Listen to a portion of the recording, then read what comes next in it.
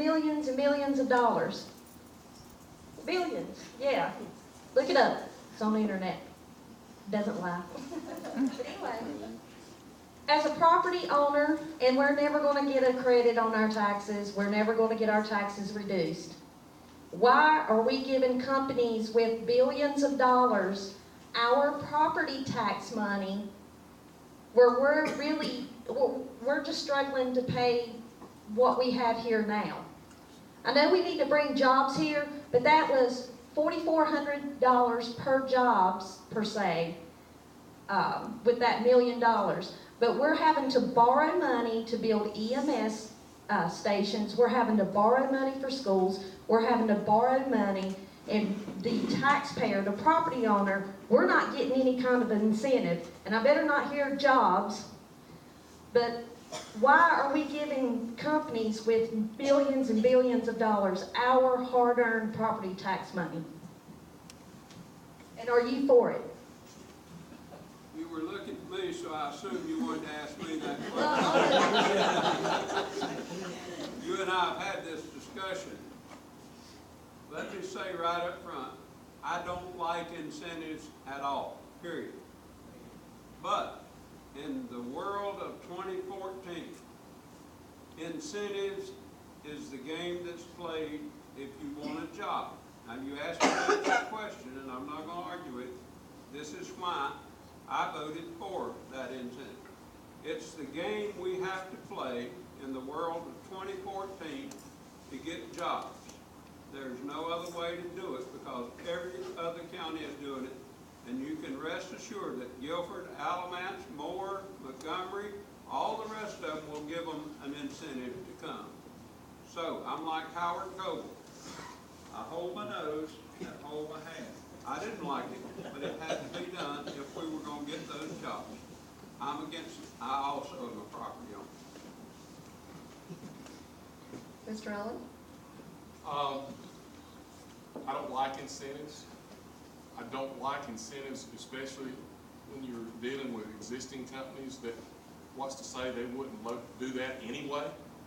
To me, it's, are they out just fishing to get some additional tax breaks? The competition for incentives, we don't necessarily have to play that game. The only way it benefits the county fiscally is in two ways. It gets through property taxes and sales taxes. That increasing jobs does not do anything for you as far as sales taxes. Is there an increase in the property values that can be taxed by the county? What's the return on that? You have to look at. But the main thing is, how many of those jobs are going to Randolph County residents who will pay taxes? How many of them are going to Greensboro or Davidson or other counties? If it benefits the county and we can tie incentives to local residents getting those jobs, then it may make sense for the county to do that. But as far as I know, there's no tie there. So why would the county be interested in giving a tax break that does not benefit the citizens of that county? Thank you, In the Mr. Allen. Mark case, it was a matter of performance incentive. If you don't perform, you don't get the money. If you do perform, you get the money. Okay, Mr. Chief? Yes, I'm against incentives also, but like you said, this day and time, you have to do something to keep this business in the area. And as a former business owner, I learned sometimes you have to spend money to make money. So if it takes incentive to keep them in the town, I said, by all means, you have to do something. Pardon me? It's easy to spend somebody else's money. But as I'm spending your money, I'm also spending my money. Like I said, as a former business owner, sometimes you have to spend money to make money.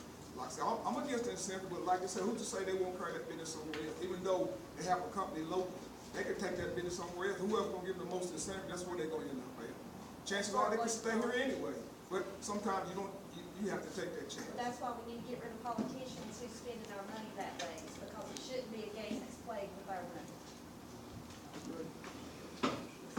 Yes, I'm against incentives also, but I do agree with Mr. Haywood. It's the game we're playing today. And I'm going to tell you what, I've actually seen a lot of mills, correct me if I'm wrong, Mr. Haywood, but I believe there's 9 dye plants in Asheboro. They're no longer here. Ramtex and Ramsel, it's no longer there. Goodyear plant, it's gone. People didn't play the game. I do know one manufacturer, I'm not gonna call out, went and asked for help. They just told them no. They closed it down in 2 months. Comment was made, still gotta pay taxes on the building. They tore it down, it's gone. I'm not willing to make that gamble with people's lives and jobs that, you know, that they have to work. I have seen people and how they live. I've seen the last 10 years. I've seen people can't pay for the medications, can't even go to the doctor because they don't have no income.